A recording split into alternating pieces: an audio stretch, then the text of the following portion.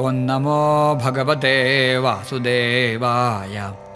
उद्धव उवाच त्वं ब्रह्म परमं साक्षादनाद्यन्तमपावृतं सर्वेषामपि भावानां त्राणस्थित्यप्ययोद्भवः उच्चावचेषु भूतेषु दुर्ज्ञेयमकृतात्मभिः उपासते त्वां भगवन् याथा तथ्येन ब्राह्मणाः येषु येषु च भावेषु भक्त्या त्वां परमर्षयः उपासीनाः प्रपद्यन्ते संसिद्धिं तद्वदस्व मे। गूढश्चरसि भूतात्मा भूतानां भूतभावना न त्वां पश्यन्ति भूतानि पश्यन्तं मोहितानि ते। याः काश्च भूमौ दिवि वैरसायां विभूतयो दिक्षु महाविभूते तामह्यमाख्याह्यनुभावितास्ते नमामि ते तीर्थपदाङ्घ्रिपद्मम्। श्रीभगवानुवाच एवमेतदहं पृष्टः प्रश्नं प्रश्नविदां वर युयुत्सुना विनशने सपत्नैरर्जुनेन वै। ज्ञात्वा ज्ञातिवधं गर्ह्यमधर्मं राज्यहेतुकम् ततो निवृत्तो हन्ताहं हतोऽयमिति लौकिकः। स तदा पुरुषव्याघ्रो युक्त्या मे प्रतिबोधितः अभ्यभाषत मामेवं यथा त्वं रणमूर्धने। अहमात्मोद्धवामीशां भूतानां सुहृदेश्वरः अहं सर्वाणि भूतानि तेषां स्थित्युद्भवाप्ययः। अहं गतिर्गतिमतां कालः कलयतामहं गुणानां चाप्यहं साम्यं गुणिन्योत्पत्तिको गुणः। गुणिनामप्यहं सोत्रं महतां च महानहं सूक्ष्माणामप्यहं जीवो दुर्जयानामहं मनः। हिरण्यगर्भो वेदानां मन्त्राणां प्रणवस्त्रिवृत अक्षराणामकारोऽस्मि पदानि छन्दसामहम्। इन्द्रोऽहं सर्वदेवानां वसूनामस्मि हव्यवाट्। आदित्यानामहं विष्णो रुद्राणां नीललोहितः।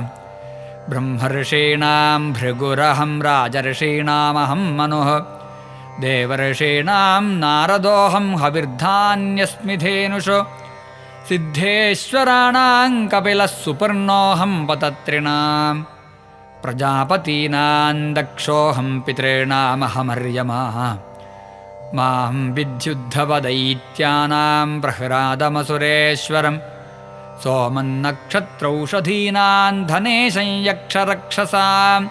ऐरावतं गजेन्द्राणां यादसां वरुणं प्रभुं तपतां द्युमतां सूर्यं मनुष्याणां च भूपतिम्। उच्चैश्रवास्तुरङ्गाणां धातूनामस्मि काञ्चनं यमः संयमतां चाहं सर्पाणामस्मि वासुकिः। नागेन्द्राणामनन्तोऽहं मृगेन्द्रशृङ्गिदंष्ट्रिणाम्। आश्रमाणामहं तुर्यो वर्णानां प्रथमो नघ। तीर्थानां स्रोतसां गङ्गासमुद्रः सरसामहम्। आयुधानां धनुरहं त्रिपुरघ्नो धनुष्मतां। धिष्ण्यानामस्म्यहं मेरुर्गहनानां हिमालयः। वनस्पतीनामश्वत्थवोषधीनामहं यवः। पुरोधसां वसिष्ठोऽहं ब्रह्मिष्ठानां बृहस्पतिः। स्कन्दोऽहं सर्वसेनान्यामग्रण्यां भगवानजः। यज्ञानां ब्रह्मयज्ञोऽहं व्रतानामभिहिंसनं।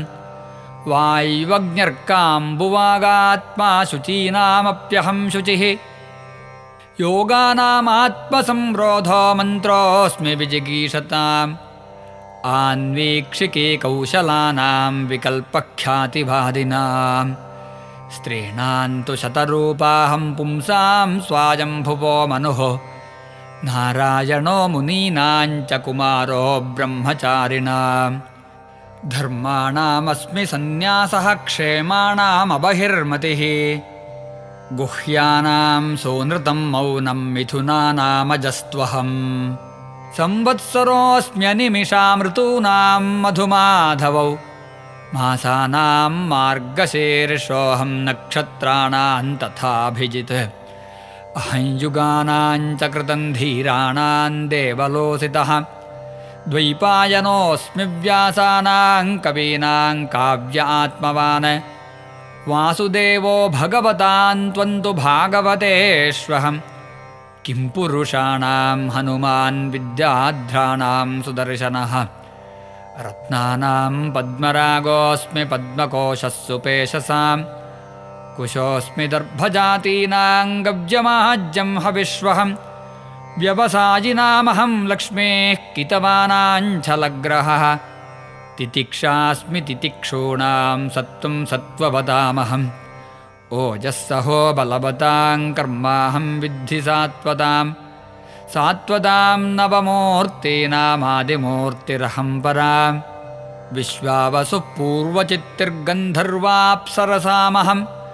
भूधराणामहं स्थैर्यं गन्धमात्रमहं भुवः अपाम्रसश्च परमस्तेजिष्ठानां विभावसुः प्रभासूर्येन्दुताराणां शब्दोऽहन्नभसः परः ब्रह्मण्यानां बलिरहं वीराणामहमर्जुनः भूतानां स्थितिरुत्पत्तिरहं वै प्रतिसङ्क्रमः गत्युक्त्युत्सर्गोपादानमानन्दस्पर्शलक्षणम् आस्वादश्रुत्यवघ्राणमहं सर्वेन्द्रियेन्द्रियम् पृथिवी वायुराकाश आपो ज्योतिरहं महान् विकारः पुरुषो व्यक्तं रजः सत्त्वं तमः परम् अहमेतत्प्रसङ्ख्यानं ज्ञानं तत्त्वविनिश्चयः मयेश्वरेण जीवेन गुणेन गुणिना विना सर्वात्मनापि सर्वेण न भावो विद्यते क्वचित्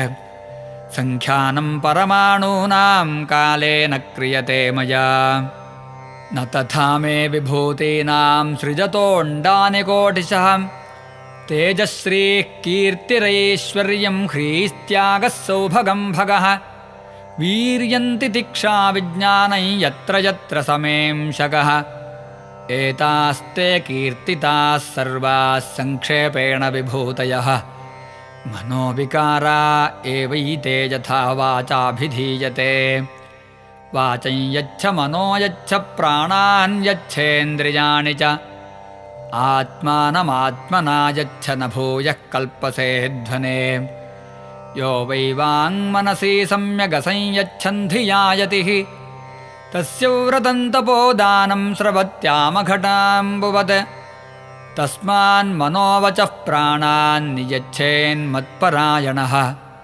मद्भक्तियुक्तया बुद्ध्या ततः परिसमाप्यते इति श्रीमद्भागवते महापुराणे पारमहंस्यां संहितायाम् 11 स्कन्धे 16 सर्वत्र गोविन्दनामसङ्कीर्तनं गोविन्द गोविन्द।